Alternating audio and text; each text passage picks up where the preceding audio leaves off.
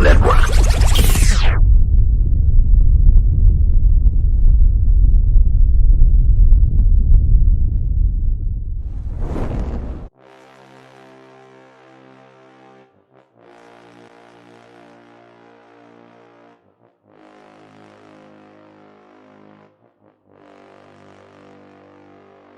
Nick Saban does not play anybody less than his. He doesn't put anybody less on the field than his very best players. Bama does what Bama do. Sorry, I heard a noise. My bad. Somebody just left it on. Left it on my step. That Colorado defense is definitely underrated, but they ended up pulling it out late. They have one of the players to watch for, Isaiah Spiller. Oh, it's better. It's better now. Trust me. Like back in the day, there was at least one murder. So I mean, it's better now. You realize that you're not doing anything to press your case by getting me to go down there. Nah, man, come on down there. It was only one murder. Yeah, they're only averaging one murder a year. And shout out to Florida. They're playing them this Saturday. Number 11 ranked Florida playing number 1 Alabama. So I think that's going to be a high scoring game. And wow. Well played, Colin. Well played. I did not see that was coming. you get a double finger point, one for me and one for Sean. You know you get. Here we go. Get your popcorn ready. What's the big thing?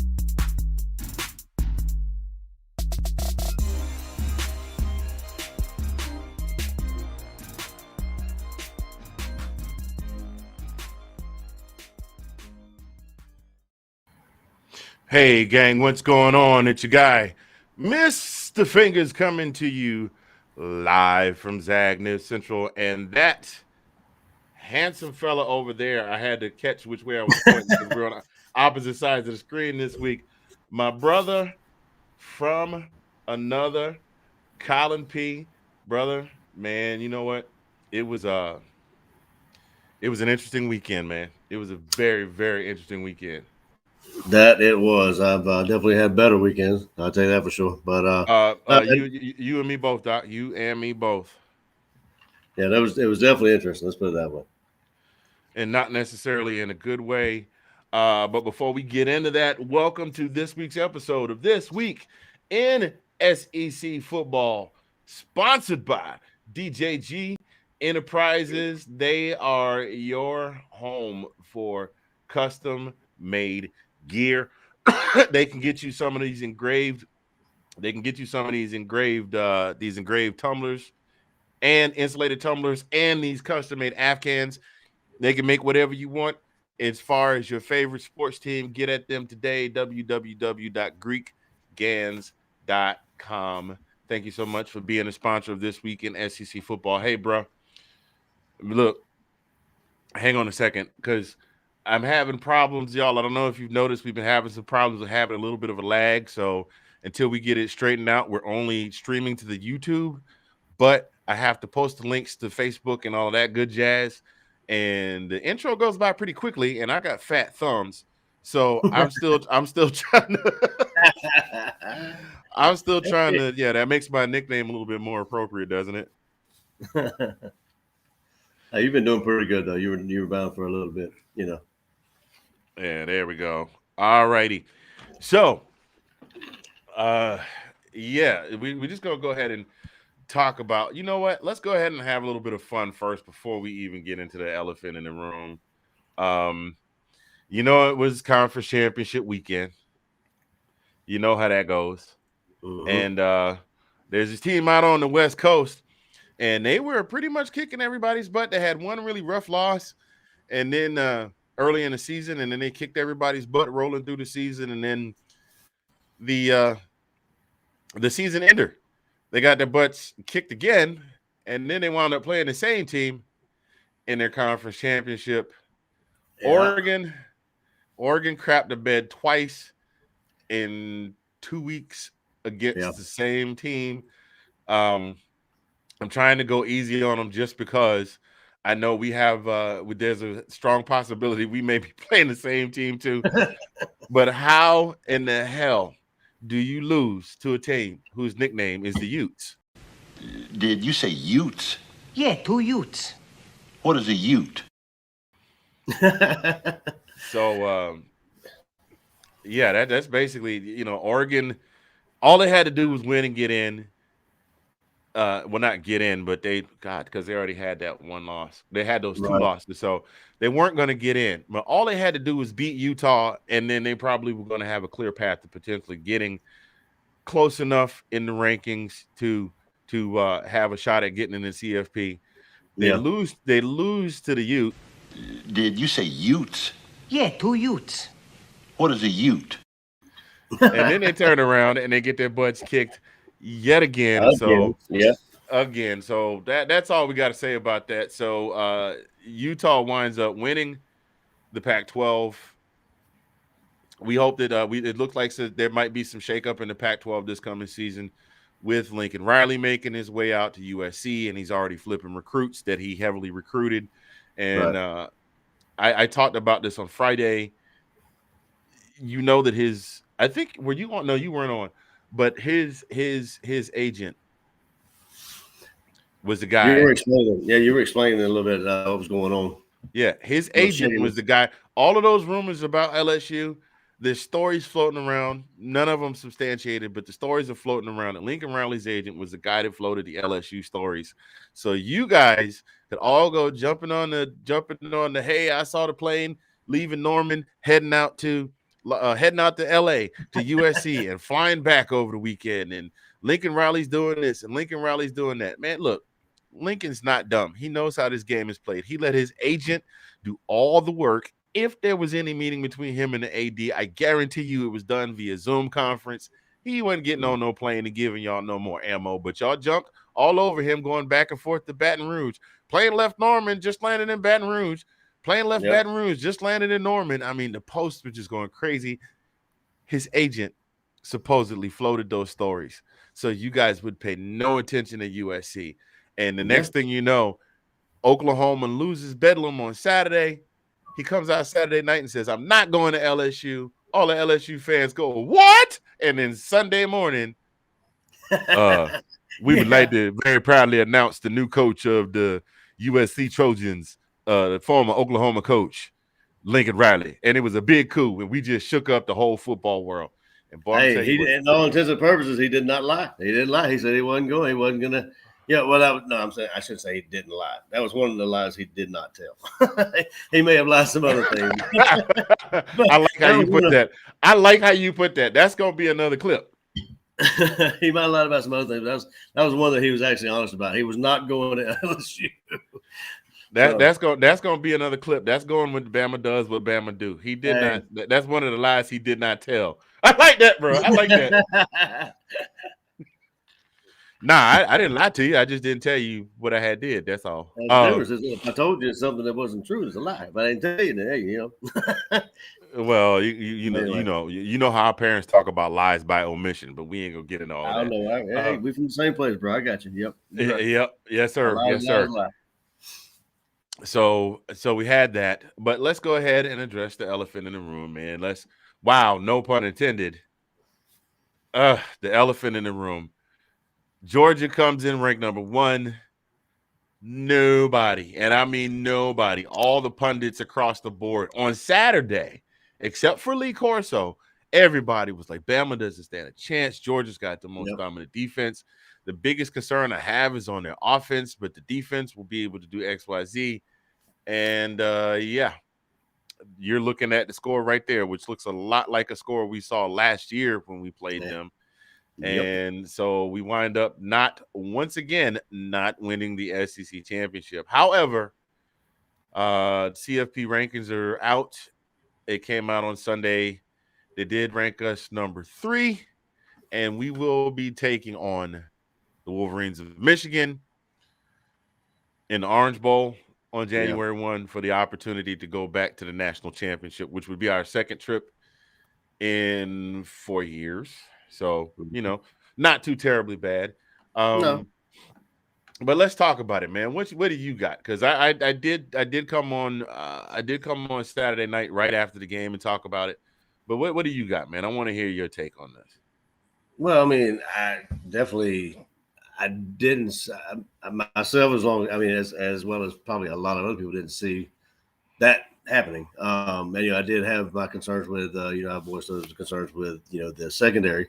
which they did get exposed and exploited quite a bit. I mean, you give up a 75-yard or whatever it was, 70-yard runner, two bombs there, and you got long yardage scores. And then our defense, that was the biggest question mark and kind of a wow, what is this for me? Because I mean, we weren't getting any pressure at all. It didn't seem like, every now and then we would get through the line, but it wasn't anything we've seen all year, and I don't know. And going to the Bama side, on the Alabama side is, I haven't seen them play as well as they did against us. I mean, is it something that, I mean, when they play us, or is it something we have bad luck? Is it they have their best days when they play us? I mean, what do you think? I'm not 100% sure what it is, brother, but I had to be honest. You said this several weeks ago, and it still rings true today. Bama does what Bama do. And so they did exactly what they do.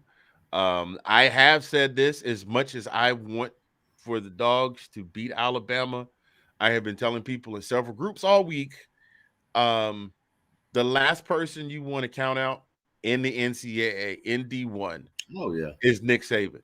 Period. Absolutely. You do not count out Nick Saban. We found out the hard way 4 years ago. Yeah. You don't count out Nick Saban unless you are leading and the clock says 0. Mm-hmm. Okay.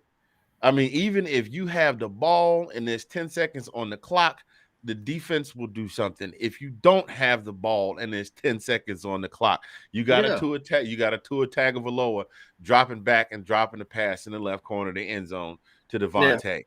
Or you have a Jalen Hurts dropping back in the pocket and dropping the pass to a Devontae. You get what I'm getting at? Or you got, you got Bryce Young dropping back in the pocket and dropping a pass to Mechie, who, by the way, it has been confirmed he did tear his. Is it MCL, ACL? ACL. He tore his ACL, so definitely done for the season. As much as we want to beat Bama, should we get back to the should we get to the championship game, which I believe we will, you don't want to see that happen to anybody. Oh no. Especially in our case. He had one hell of a game. He had one awesome game. Like he was one of our nightmares and one of our headaches. Go ahead. I'm sorry. No, go ahead.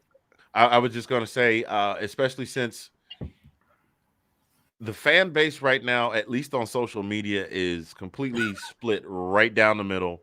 Yeah. As far as whether to love the Dogs and support them, or whether to hate the Dogs, and then the ones that hate the Dogs are, it's Stetson's fault, and then there's some that are saying, it's Kirby's fault, and then there's the conspiracy theories floating around and all of that. And you know what's funny? And you know what's funny to me, though, is, I mean, to be honest with you, I mean, like we were speaking about before, Stetson could have played a little bit better, but I mean, he didn't have a horrible game. Like, I mean, of course, he had that pick six, and he underthrew some receivers.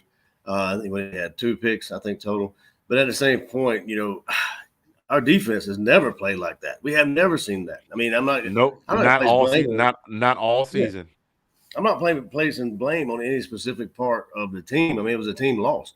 And for people, for quote unquote fans on social media, just to be so absolute in their, Stetson sucks, or JT, if JT was in there, it coulda, shoulda, woulda, all this kind of stuff. And then just completely neglect the fact that, they held our defense like they've never been held before, and that's what gave, we had this conversation as well with Sean, I believe was on, we didn't get back to the backfield. And what happened? Bryce Young was just shredding our defense, or shredding the secondary. I mean, he had all the time in the world. If we didn't, if we did get to the backfield, he was on his feet. Like, I mean, I'm telling you, I haven't seen him play like he played against us, this season. I mean, like, he was absolutely untouchable. Yeah, and all credit due, Dog fan, giving Bama their credit. All credit due to that squad for making it happen, man. It's 536 total yards. Yes, 421 in passing yards, 115 in rushing yards. They averaged 7.7 yards per play. I mean, they outdid us in third down efficiency. They were 50%, 7 of 14. We were 3 of 12. They were 0 for 0 on fourth down efficiency because they never went for it on fourth down. They did have the punt. Yeah. The plays were split. We actually had more plays than they did. They did have 5 punts. Penalties were fairly even. no fumbles lost. But one of the big determiners in this game, interceptions thrown. Stetson did throw 2 interceptions, one of which was a pick six. Another one gave Bama possession, good field position. They went down the field and scored. That's 14 points taken away right there. And that 14 would have put it at 24-28, which would have made the game a lot more reachable. Sure. I'm sorry, 24-27. I can't math right now. It would have been 24-27. You're talking a field goal game at this point. And the boys have never played from that far behind. They have played from behind, but never from that far behind. And we had that conversation, Fingers. It's like, we always said that, within 14 points could be a manageable game for us, but anything outside of that, it would be hard, and that proved to be the problem, And we weren't that far outside of 14 points. It's just once they had us figured out, once they got locked in, that was it. It was a wrap. And it's not like, I know you cannot discount mistakes. Stetson did have 2 interceptions. Yeah. Go ahead. No, go ahead. Sorry. No, I was going to say he did throw for almost over 100 yards over what his normal average was. He was averaging about 250. He threw for 340. Now, to be fair, he's never played all 4 quarters. All season, he hasn't played all 4 quarters. So there's that. But he threw for 3 touchdowns. And again, the beast of the day, Mr. Brock Bowers, 10 catches for 139 yards and 1 touchdown. As a matter of fact, he was leading the charge down the field when Stetson threw that second interception. So our boy Lad McConkey got himself one. James Cook had I don't know what happened to the running game either. The run game got off to a great start. Zeus ripped off one for about 15 yards. Cook had one for over 10 yards, and then it all went to pot. I don't really have any answers for why. I don't have any answers for why. Say what you want to say. I know there's conspiracy theories out there. The biggest conspiracy theory, which we all have heard and it's been floating around for the last 2-3 days, is the SEC made a whole. But it's well known that conferences whose schools make the playoffs get extra money. It's just like teams, pro teams in the NFL that make the playoffs get extra money, and the players get extra money. And then if you make the conference championships, you get more money. And if you make the Super Bowl, you get more money. So, so I've heard that, I heard there was, the whole handshake deal backstage. Hey, let's make this happen. We'll come back and sort this out in the championship. And the questions of why is Michigan not ranked number 1, or why is Cincinnati ranked number 4? All of that good jazz. And let's just be honest. We had a job to do. You had one job. I'm gonna go Game of Thrones on you. You had one job, and we didn't get the job done on Saturday. And as a result, we are reaping the repercussions. And the fan base is, dude, I just saw this right before we came on. I shared this with you. For those of you that haven't heard, there is a GoFundMe. I saw that there was a post for a GoFundMe to fire Kirby Smart. Me being the guy that I am, that has existed on social media since the dawn of social media, I have definitely learned to do my research. I looked up GoFundMe. Now, unless they pulled this down because I haven't refreshed the page, there is a GoFundMe to fire Kirby Smart. They can actually do that. They can't do that. They can set up the GoFundMe, but the school is not going to take that money. You're talking about a guy who, even though he has not been able to get over the hump, he's 1-3. I think he's 1-2 in SEC championship appearances or something like that. 1-3, with 1 national championship appearance with a loss. He's taken the school farther as a program than Mark Richt did. And absolutely. Mark Richt was a damn good coach. Yeah. Mark Richt's biggest crime was couldn't get past that 10-2. Couldn't get past 10-2. Oh yeah, we were good for 10 wins all day, every day. Yep, you're Good right. for You're 10. And absolutely right. hell, there's 100. And listen, there are 130. There are fans that are saying if Georgia goes through, wins a national championship, and still manages to beat Bama, it doesn't matter because we didn't win the SEC championship. Are you? Are you? That's insane to me. Like, I mean, Are you do they know which one's more important than the other? right? I mean, You. really? I mean, you do understand there are 130 teams in Division One, in the Mm-hmm. in the FBS division. There are 130 teams. Only one team gets to hoist the championship trophy at the end of the year. Yeah. There are 10 schools, 5 group of 5, and 5 power 5 that will win. There are 10 teams in FBS that will win a conference championship. There's only one that wins, one singular one that gets to hoist the national championship trophy. Yeah. One. I wanted to win the SEC championship. I wanted Georgia to win it. I really did. Yeah. But I will But take that national championship trophy over Alabama versus the SEC championship over Alabama any day of the week. And if we make that absolutely. happen, I'm still gonna be screaming "Go Dogs!" I'm gonna look. If I saw Stetson Bennett at Whataburger down the street from me, that up here in Oklahoma, I'd dap him up. I'd be like, "Your money's no good here. Give my man whatever he wants." Yeah, Yep. but he's got an NIL deal. He's worth like $7. I don't care. That's my Don't quarterback. care. Give him what he Yep. wants. You know what I'm Yeah. saying? I don't Yeah. care if it's Kirby Smart. And I know Kirby Smart has already made more money in 6 seasons than I will make the rest of my entire career, unless I hit it big on the stock market or win the lottery or something. And I will buy Kirby Smart the mother. It's a burger. It's Tucker's Onion Burgers, and they serve a burger that's a pound of that big burger you saw the picture of me with on Facebook. It's called a Mother Tucker. It's a big. I'm like, Coach, your money's no good. You want a chicken sandwich? No, that's not what you want, Coach. Let me get 2 Mother Tuckers for Kirby and Mrs. Smart, please. Ordering 2 Mother Tuckers. You shut your mouth. That's what they do when you order. It's like I need 1 hot Mother Tucker, and the cooks yell back, "You shut your mouth." I will do that. So just not to jump off, but where you're going, I'll let you get back on. But the Fuddruckers have a pounder. Fuddruckers, they have a pound burger, and they ain't nothing better than having somebody order that. One of my friends ordered it, and they call your name over, Joe. You got a pounder for Joe. And you just look at that hamburger, and you're like, all right. You think about going in the grocery store and seeing a pound of ground beef. And you think to yourself, I'm about to eat this pound of ground beef. But I'm with you. I would give whatever's in my pocket to any of those guys. Like, I mean, I have no qualms with whatever they've done this year. Well, hold up. You going a little too far. I ain't giving Kirby everything in my pocket. I'll pay for a couple hamburgers. That's all I'm saying. You gotta understand what's in my pocket. You gotta understand what's in my pocket, though. Yeah, brothers got bills. I buy you a hamburger, pat you on the back, maybe get a picture, be like, all right, bro, appreciate you, flex for the gram. And but that'll be it. But what I'm saying is there ain't much in this pocket, my brother. Ain't much in this pocket. I get what I got.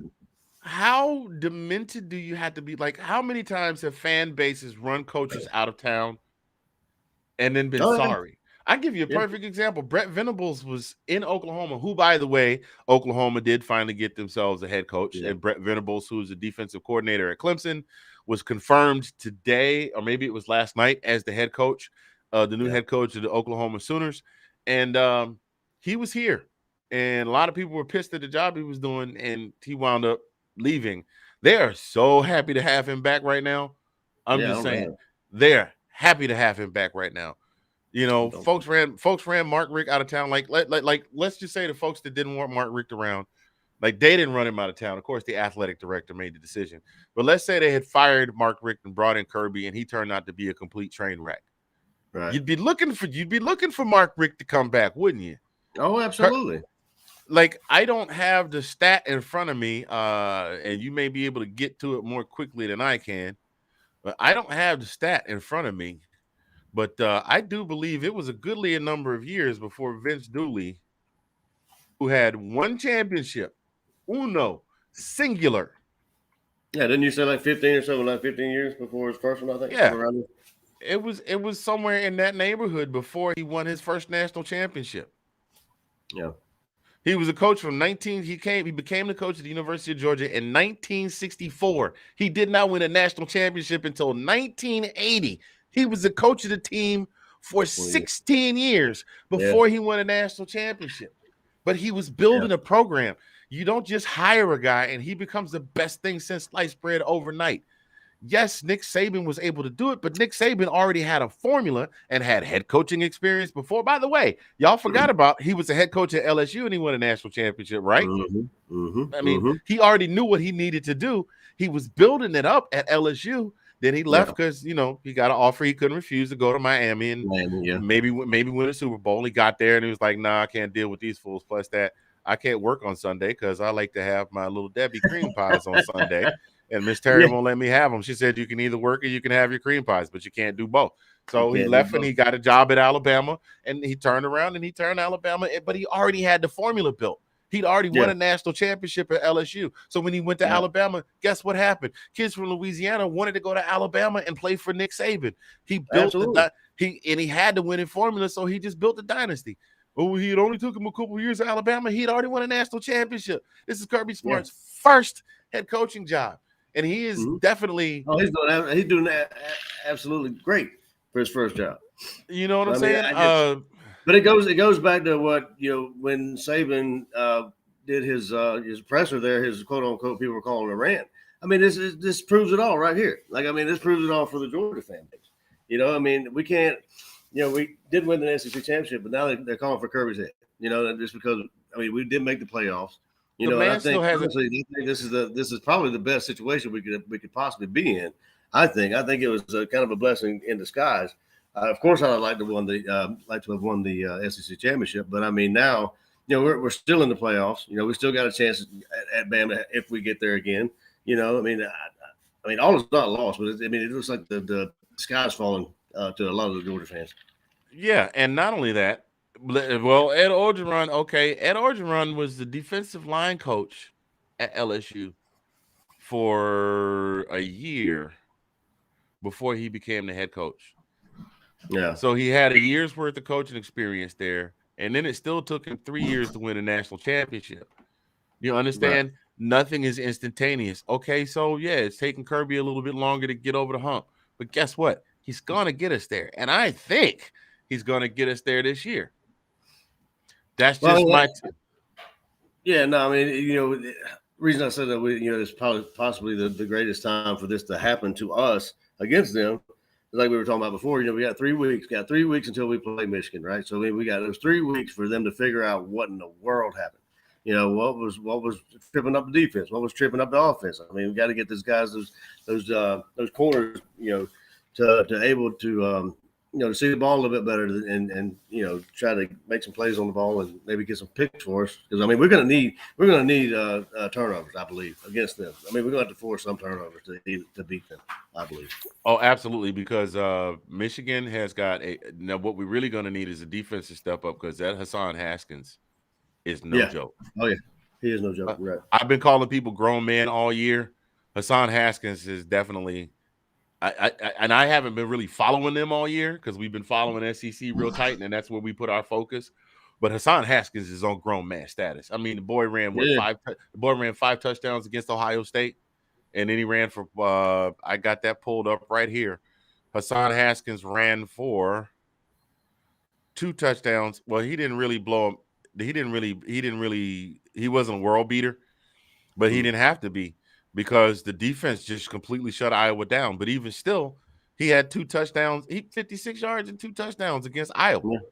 The boy's a beast. Mm-hmm. No, I agree.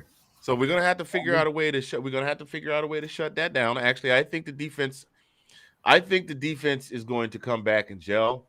They ought to be mad as all get out. I mean, they are, really dude. You remember when we lost to Auburn? Auburn? Yeah. Was it Auburn? Did we win the conference championship that year? We won it. Yeah, we won it. That's right. We lost to Auburn late in the season. We got beat really bad by Auburn, and then we came back and beat them. We got our backsides handed to us by Auburn, and then we came back in the SEC. I just asked a dumb question because that's who we played in the SEC championship. And then we went back. Who was the coach for Auburn at the time? Gus. The Gus Buster. He beat the dog shit out of us or something like that. Yeah, that's what he said at the press conference. Remember that? Yeah. And then we turned around and we handed it to him. I mean, it was a little rough start, but once the offense got going, it was a wrap. And Richard LeCount and them boys flying around the field, knocking down passes and sacking the quarterback and all of that nonsense. It was a wrap. I think those boys are getting ready to come. Michigan, I have a couple of friends that are Michigan fans, one of which is a coworker that sits right on the other side of the cubicle from me. The other of mine is a very good friend of mine. You've seen a picture of him. He and I, in my first wedding, the one with me in the white tuxedo, the really tall dude. I've known that guy since I was at Savannah State. He's a really good friend of mine. And he is a Michigan native who has been a Big Blue fan since as long as he's been alive. So I'm sorry. It's like what you call it from Harlem Nights. Don't take this ass whooping personal. Just yeah. I'm just saying, because I don't think they're ready for the hell that Kirby is going to unleash on these boys. I hope so. I mean, they should be mad. I mean, because they were getting mad because of, just a couple of yards that the other team's been getting on them, and maybe a touchdown getting scored on. They got really upset. I mean, and for the first time all season, somebody not only scored double digits but beat us by 28 points. Yeah. I don't think they have none of that. I think the mission from this point going forward is to shut down everybody. Yeah. That's the mission. That's what we're hoping for. But yeah, Michigan is looking. I'm gonna be honest with you though. These numbers, I don't know what these numbers that Michigan's putting up unless they were just kind of no-showing a lot of stuff to whoever they whoever they figured out, whoever they wind up playing. I think they no-showed a lot of stuff. I mean, McNamara only threw for $169, and he $169 and a pick. Now Hassan Haskins is a beast. We've seen that. We saw that in the game. We saw that. So we already know what's up with that. As far as I don't know. I really don't know. I don't really have a whole heck of a lot more to say about that, other than we've really got to give. If we ever gave our best, now is the time to do it. We see that Michigan has surged at the right time. Cincinnati took Houston. Well, they didn't really take them to the woodshed, but they came out and dropped 21 on them and held them scoreless in the third quarter. Right. Desmond Ridder, not all that impressive either. $190 for 3 touchdowns. I mean, Jerome Ford ran for 187 yards and 2 touchdowns. But 2 touchdowns, yeah, but the game was solid. So I don't know. I think Cincinnati is definitely going to have to for Alabama. And Alabama's hyped now because they won the conference. Yeah. I think Cincinnati just better I'm still floored, man. I'm confused and floored because I mean we haven't seen that Alabama all year, to be honest with you. No. And then they come out and take us to the quote unquote woodshed to use your word. But I mean, we haven't seen that. We haven't seen a Bryce Young like that. I mean, like to that caliber. And their playmakers were making plays. Like, I mean, it was, Bryce Young doing that shovel pass, or not a shovel pass, but doing the option. Option. The option. Look, how did you see that? He pulled a Patrick Mahomes. It was just like even Gary Danielson was like, did he even look at him? I'm like, he got his eyes in the back of his head. I'm just like, I don't understand why. I mean, the presence of the field is uncanny. I mean, it's crazy. Yeah. Well, like I said, we haven't seen that to any other team that they've played, and then he's going to pull that crap out on us. What? It's just like Gary Danielson again last week said, "Hey, this is where he needs to have his Heisman moment in the Iron Bowl." And you saw him over in the corner of the end zone taking a knee, saying a little prayer, and he came out and he marched them right down the field. They're going to start calling that one first, just like they got 2nd and 26. The Bama fans are already calling that one 1st and 97. Oh, wow. Yeah, they're calling it 1st and 97. And your boy Funny Man is the one that started it. So having said all of that, at least we were fortunate enough to be looked upon favorably by the committee. Georgia is ranked number 3. We'll be taking on Michigan in the Orange Bowl on January 1st, like you said, in about 3 weeks. In this next part of the show, we got this is going to be brought to you by Envision Social Media. Envision Social Media, creating solutions for your social media platforms in today's world. They will empower you. They will help you create, and they will help you sustain your social media platform. So check them out at www.envisionsocialmedia today. Thank you so much for being a part of the show, ESM. We appreciate you very much. So the top 4 rankings came out. We got Bama at number 1. You got Michigan at number 2. Got Georgia at 3. Got Cincinnati at 4. So let's just be 100% honest. So I have a good idea how I think Michigan's going to go. We already talked about what they did last week. We talked about our capabilities, and hell, even in a loss, we posted bigger numbers. Now I know you can't really go on that just because people were talking for weeks about, oh, you guys let Arkansas score 37 on you, and we held them to nothing, and you guys let Auburn do blah blah blah, and we held them scoreless and yada yada. You can't really, but you can't our stats in a loss better than their stats in a win. Right.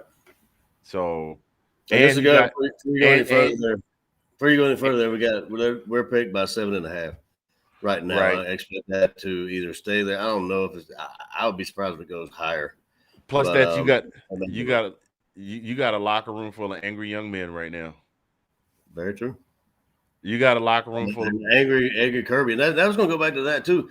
I mean, it's going to play along with the conspiracy theory stuff. But I'm not playing into all that. But I'm saying, it didn't seem like. Now I did see him. He was animated. Don't get me wrong, Kirby. Kirby was animated, but it didn't seem like he was as animated as I thought he'd be.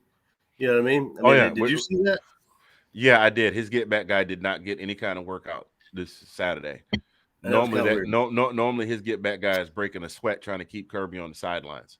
I mean, we're talking about the same Kirby Smart that dropped the F-bomb on a hot referee mic when we were playing Missouri, for crying out loud. Yep, absolutely. And that concerned me. It surprised me. I figured he'd be a lot more. And it's things like that are playing in the conspiracy theories. Listen, I don't have any way to prove that they're true or not. All I know is we had a game to win and we didn't. We still in the running, and we still got 2 more games to win, and we need to go out and win both of these games, period. Yeah. And I got a feeling, as long as Kirby doesn't kill anybody or break anybody else's ankles or kneecaps or anything in practice, that these boys are going to come out in 3 weeks, and they're going to want to knock some folks upside the head. Yeah. Seriously. And the other elephant in the room, what's your opinion on JT mailman situation? Do you think we'll see JT? Your personal opinion? You know what? I don't have a yes or no on that. I think Kirby has decided that Stetson is the guy. It's just like people were saying Jake Fromm looked shaky in the SEC championship, and then he went to the national championship and he balled all the way out. That loss was not on him. No, at all. No. Not at all. Nope. And people tried to blame him for the loss to Auburn and blah, blah, blah. And then he went to the SEC championship and he balled out. And then went to the playoff game and he balled out. And then he went to the championship game and he balled out. It's just unfortunate blown coverage on the very last play of overtime that let Alabama sneak back there in the corner and make that. Yeah, we got to give him. We got to give him props. So he's going to make his first NFL start this weekend, though, for the Giants. We got to. Yes, sir. Jake Fromm makes the active roster. Hey, brother, go do your thing. Dog Nation is behind you. Win, lose, or draw. 100%. Win, lose, or draw. You getting a start in an NFL game. Go make your money. Go do Athens proud. All right. A lot of naysayers on him too, man. I hope he goes out there and just does his thing. Shut a lot of them up. Because he wasn't giving his. I'm not that dude. Oh, we got some people in the chat. Let me see who jumped in here. How much do we consider the games before last week? That is our boy Sean Spencer, the shout out king. He's over there in that corner right there tonight. How much do we consider the games before last week? If you're talking Georgia games, I don't know. If you're talking Georgia games, I definitely think there was a different Georgia that we saw on Saturday. If you're talking about Michigan games, you still have to take them into consideration because, like I said, they are peaking at the right. You can't pick a better time to peak at the right time. Sean also says, I think they might have played up to you guys, but this will answer the question from the first show. Go Cincy. Look. I got to give my man Sean some props. Early on when the show started, we said the question was, can anybody beat Bama? And he said Cincinnati. And I said, who? I went full Shannon Sharp on him. I just told him I was gonna rain L's on his head and fresh hot L's on the plate, blah, blah, blah. And Cincinnati not only continued to win, Cincinnati won all their games, and now they're getting ready to take on the number one team in the nation in 3 weeks to see who gets to play for the hardware. So good call, bruh. Good call on that one. You know what? I'm gonna give you one of these because you definitely called it. I didn't see it. I completely forgot about the fact that Cincinnati took us to the wire in the Peach Bowl. And irony, 2 teams that missed the playoffs last year wound up playing in the Peach Bowl are now in the playoffs this year and could potentially wind up playing each other for a national championship. Yeah. So we'll see how that goes. For those of you that are just joining us, whether you're watching right now, watching the replay, thank you for tuning in to This Week in SEC Football. I am Mr. Fingers from Zagnif Central, that guy, the brother from another, my homie Colin P. This next segment brought to you by 1906 Tees, 1906 Tees. Go see my man Rick over 1906 Tees. He does custom t-shirts. He's got a really nice one he's hooking up for me right now. We just talked right before the show. He said it should be ready soon. I don't know how long it'll take to get to me, but get at him. 1906tees.com. Do not put www, just 1906tees.com. For those of you wondering about the 1906, he is an esteemed member of the first Black Greek letter organization in the nation, Alpha Phi Alpha fraternity, of which also I am a member. Happy belated Founders Day to the brothers of Alpha Phi Alpha fraternity, December 4th, 1906. 115 years of manly deeds, scholarship, and love for all mankind. Getting back into the fray. I don't know, but Alabama, Cincinnati. I mean, yeah, that's definitely an Alabama we didn't see. Yeah.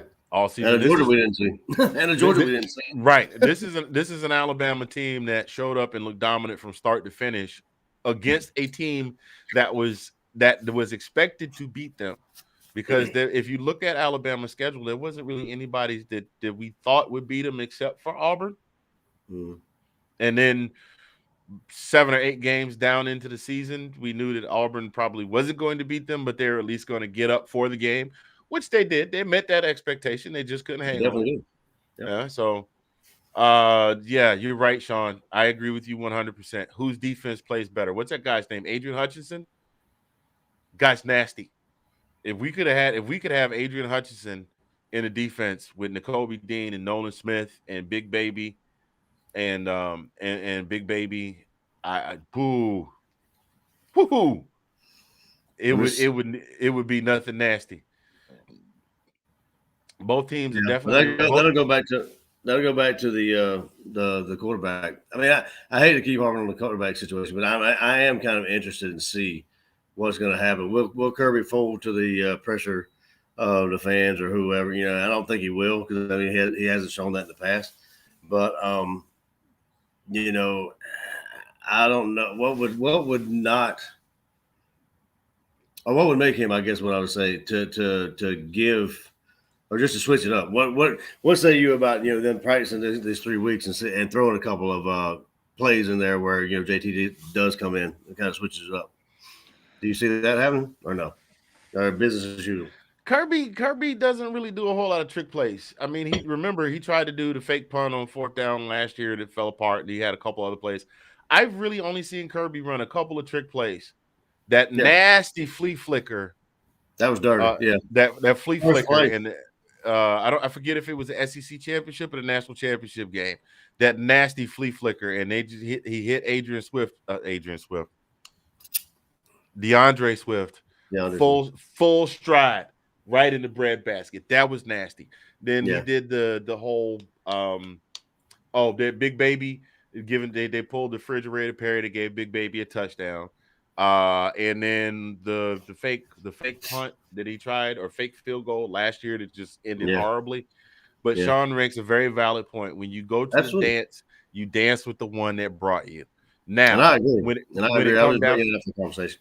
So when it come down to the national championship, the national championship is all a coach has got. The coach has got one job though. Here's the thing: the coach has one job, and that is to win that game. And if that means, sometimes it means, unfortunately, we saw Nick do it. You gotta, and it wasn't a permanent benching, mind you. no. He took Jalen. He said, "Hey, let's let him go in here and see if we can win this thing. You did, hey, bro, you did your best. Come on, have a seat." And then he turned around and flipped the script. He said, "Hey, Tua, come on and sit down. Let Jalen go get this one for us." You dig what I'm saying? So Yes. I'm not taking anything away from, but that would not be, it would not be an affront. Stetson Bennett, if Stetson Bennett hasn't done everything he can to prove that he deserves to be the first string quarterback, and every quarterback, even great quarterbacks, have bad games. I've seen games Sure. when Tom Brady's thrown. I keep talking about Tom Brady, but Yeah. he's the benchmark right now. Tom Brady. But I mean, has look thrown at what he's done last year this year compared to last year. I mean, he's done a complete 180. Like look at the Stetson, look at the mailman from last year, and look at the mailman from this year. I mean, it's complete change. Now, I wasn't saying more. I wasn't saying like trick plays or anything like that. And you mentioned about the two Hurts kind of subbing one for the other, kind of to kind of disrupt I guess the game, or maybe the pace of the game, or some kind of like that, maybe to take them off their heels or something like that. I was saying maybe would he try that, but I'm not saying permanently replace Stetson with JT. I'm saying like maybe throw him in for a couple plays or something like that to maybe disrupt the game. Whatever. Maybe. But, Maybe, but I've never known Kirby to be that guy. The only time I've ever seen Kirby really put somebody else in is DeJuan Mathis was completely stinking. Like if Stets comes out and he's stinking up the joint, JT's going in. Oh yeah. If he's stinking it up early, JT, we'll see JT. Yeah. And even then, he'll put him in the game long enough for Stets to get his head together, and he'll put Stets back in. That's the kind of guy Kirby is. That's a good point. You talking Alabama? Yeah. You're gonna have to explain what you mean by that, Sean. But yeah, that's pretty much the only way I'll see him doing that. I will say this: I foresee at the end of the season, I do see Carson Beck jumping in the portal. I potentially see JT jumping in the That's gonna be the next one. Does he have one more year? JT's got one more year. Stetson probably has one. Stetson has a year too, but I foresee Stetson probably dipping his toe in the draft pool. But if there's a quarterback competition, and it looks like the competition is going to be tight, I see JT jumping ship. I definitely see Carson jumping ship because you got Vandergriff waiting in the background. I'm excited to see him. Yeah. You got Vandergriff waiting in the background. You got the other kid who's supposed to be coming in next year. Coming in next year after he graduates is supposed to be absolutely nasty too. Plus that they're courting Arch Manning, and if Arch Manning comes to Athens, it's not the competition is going to be a formality. Yeah. So I don't know. We'll see. We shall see. I don't know, man. I feel like there are a lot of unknowns. There are a lot of unknowns left. I think Georgia's got what it takes to make it happen. I think Kirby is an excellent coach, and I think Kirby can motivate the guys to make it happen. It's just a matter of seeing it happen, but it's got to start with Michigan. It's got to start with Michigan. You definitely can't, after Saturday, give Michigan that same leeway that you gave Alabama at all, period. You can't. I mean, absolutely. Kirby's got to throw everything he can at him, every single thing he can. So I mean, that's basically what that boils down to, my guy. I mean, Georgia's got to make it happen. I know we were going to talk about some other stuff, but we basically covered all of that. We know that Cincinnati gave Houston a light little tapping on the backside, but they beat them well enough. They beat them well enough for them to know that they've been beaten. So I think Cincinnati, Alabama, I think that one's going to be closer than a lot of people give credit for. Yeah. I'm pretty sure Alabama's favored, especially after their performance this past Saturday. But I think it's going to be a close one. I think it could go either way, and it's going to be close whichever way it goes. Yeah, and I think Magic. that potentially could be, could affect them, in the long run, him being out of the game. But I mean, I'm sure they got another one, next man up. I'm sure they got another guy that's ready to fill those shoes. More than good enough.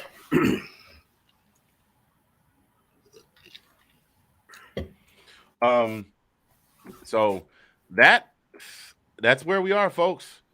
Undefeated number 1 Georgia drops 1 to number 3 Bama, and here we are with the CFP. Unfortunately, Notre Dame and is it Ohio State, Oklahoma State? Oh, good question. I feel bad. I feel so unprepared today. I say that every week. I got to start doing that. I used to have 82 pages of notes, and I basically came in here today straight from work. So, well, hey, it took it out of you on Saturday like it did me. I mean, that just blew the wind out. It took the wind out of my. Yeah, I was expecting we'd have probably had a 2.5, 3 hour show if we'd have won. Bro, I'd have done a show. I'd have done a show on Saturday and show on Sunday just to get all of it out, so we could come in here and do an hour today. Oh yeah. Had a couple of my Notre Dame fan friends hit me up, saying, "Man, we really needed you guys to win. Now I just need you guys to beat it. I need you guys to beat everybody else." And I'm like, "All right, hey man, yeah, no problem.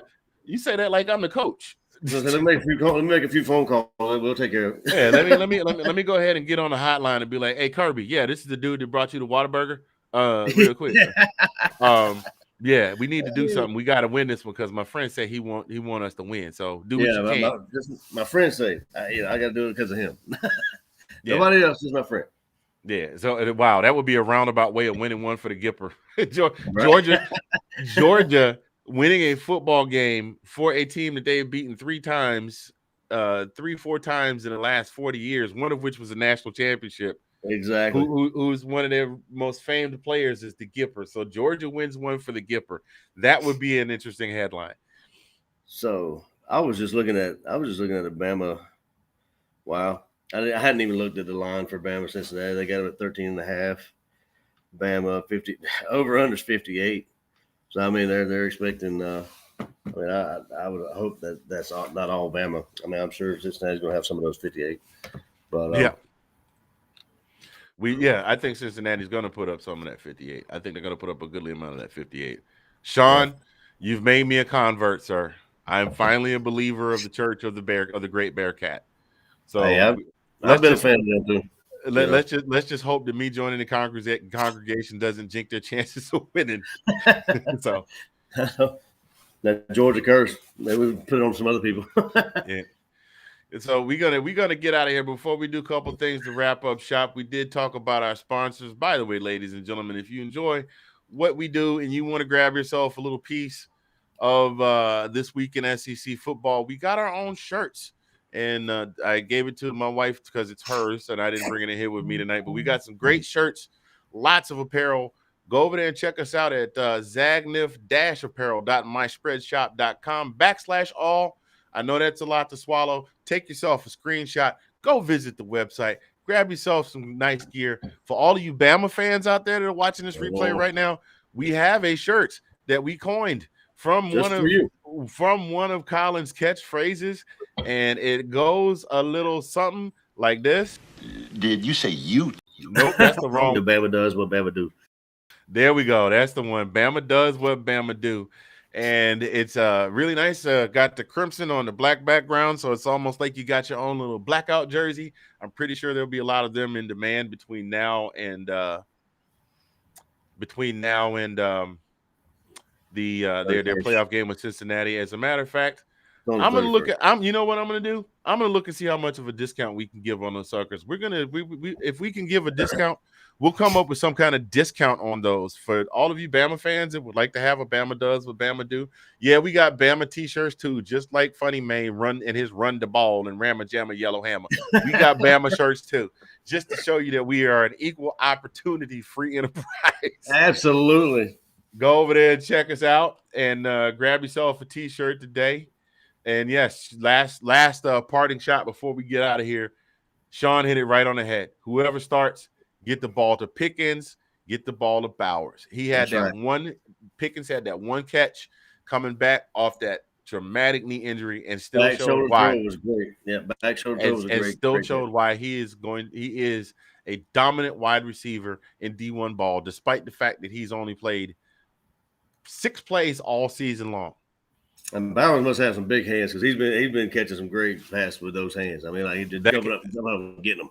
Yeah, that kid is absolutely out of his mind. He's absolutely phenomenal. There was nobody going to stop him scoring that last touchdown he did. He ran through like 3-4 people to get to that touchdown. That was awesome to watch. Yeah. So just to close everything out before we get out of here, ladies and gentlemen, just some closing thoughts. You got any closing thoughts? Because I got one if you want to go first. I'm good. I'll listen to you. I'm sure I agree with you. Go right ahead, my friend. Well, I came on before a couple of weeks ago, maybe it was many weeks ago, and I talked about the fan bases. And this is not aimed at everybody. If we're not talking about you, if the shoe doesn't fit, then don't worry about it. But if it does fit, like the meme says, feel free to lace that what up and wear it. You know what I mean? Yeah. Listen, I get it. You're entitled to have you are 100% correct that you are absolutely entitled to have your opinion about how you feel about how the team performed. But there's never one of us on that coaching staff up there. Not a one of us. We don't know what really happened behind the scenes. We don't know what Kirby said. We don't know what Nick said. We don't know what these guys were thinking. Maybe their heads got a little too big because, see, a lot of you all seem to forget that the last time we were ranked number 1 back in 2017, we promptly turned around and got our asses handed to us by Auburn. I'm proud of the fact that we were able to maintain it for 8 weeks coming into the SEC championship. But don't take your vitriol out on these players. Don't take your vitriol out on these coaches. That's like, you know what I'm saying? That's like you guys beating up a guy in a Ronald McDonald costume walking down the street from McDonald's going out of business. It ain't Ronald's fault. Ronald isn't the one making it behind the grill, making the Happy Meal. Ronald's not the one on the executive board. Things happen, and sometimes our team loses, and it sucks. And we have been how wonderful it is for us to be in a position right now that we have a team that is so good this year that we can afford to be, that some of us, I won't say we, because that would mean that include me as well, and I'm not part of that number. I don't want to include myself in that number, that portions of the fan base can just jump up and say the coach needs to be fired because he didn't win a playoff game. I mean, it's just madness. It's just madness. And some of the things that people are saying to each other and pull up and, I got you. I pull up and nuck if you buck and all of that kind of stuff. Just keyboard gangsters, man. They out there. People just calm down. At the end of the day, that's still the team we love. Come next September, come January 1st, it's gonna be a whole bunch of y'all that was talking all that smack will be sitting somewhere in that stadium in Florida yelling "Go Dog, sick 'em, woo woo woo woo, GEORGIA,"